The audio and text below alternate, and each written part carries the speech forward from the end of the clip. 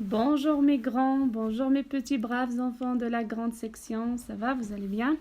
Alors comme vous savez, chaque vendredi, on a une classe de mathématiques.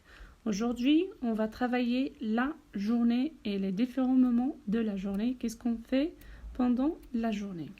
D'accord? On va travailler avec Morad aujourd'hui. Vous voyez maintenant cette image? Morad vient de se lever le matin. Après, il va faire sa toilette, il va se changer et prendre son petit déjeuner. Et après son petit déjeuner, sa maman va l'accompagner à l'école. Voilà Morad, avec son cartable sur le dos, se dirige vers l'école en tenant la main de sa maman. Voilà, vous voyez Morad avec sa maman. Maintenant, Morad arrive à l'école, il va faire sa première classe. Et comme vous voyez, apparemment, il a un atelier de motrice. Il va faire un découpage avec ses amis. Vous voyez Morad avec son ciseau et sa feuille. Après cette classe de motrice, Morad va faire un passage aux toilettes pour se laver les mains et se diriger vers la cantine.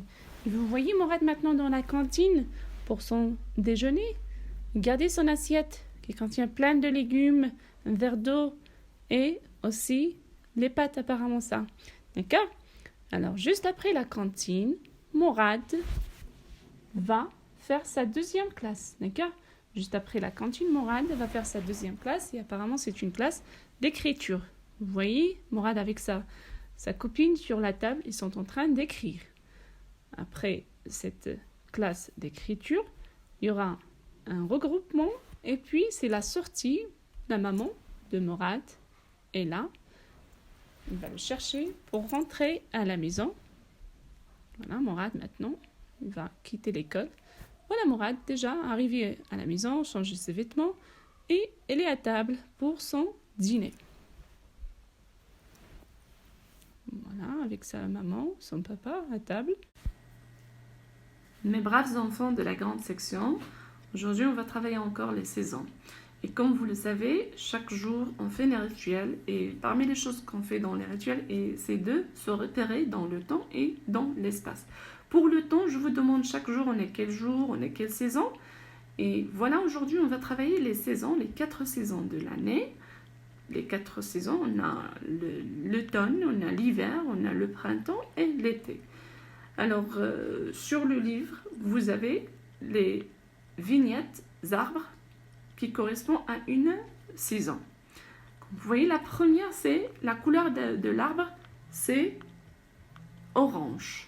Ça veut dire que vous allez relire l'arbre en automne avec la feuille qui correspond et ainsi de suite pour le printemps, pour l'hiver et pour l'été.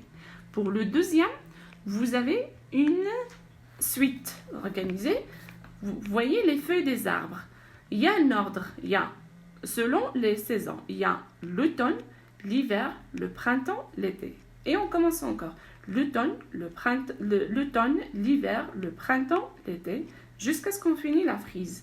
Et pour le dernier, c'est une frise que vous devez colorier d'abord. Vous devez tracer les formes et colorier par la suite. Voilà, maintenant on passe aux nombres. Et vous avez les nombres de 0 jusqu'à 19. Comme vous voyez, on est sur un terrain de football. Il y a les spectateurs en maillot jaune. Il y a les joueurs au centre du terrain.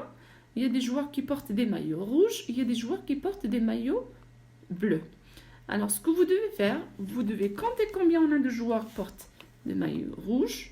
Et la même chose pour les joueurs qui portent les maillots bleus. Et les spectateurs, combien on a de spectateurs. D'accord, mes petits?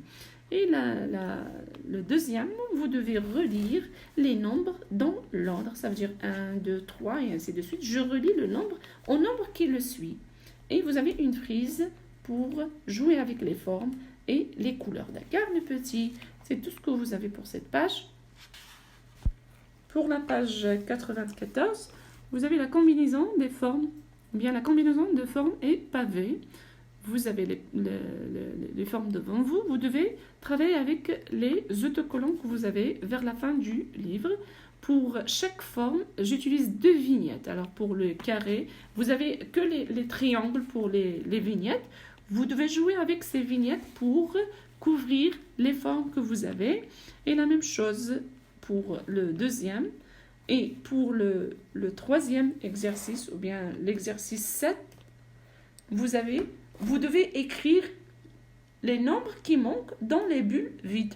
Vous allez compter de 1 jusqu'à 20 et vous allez compter les nombres qui manquent.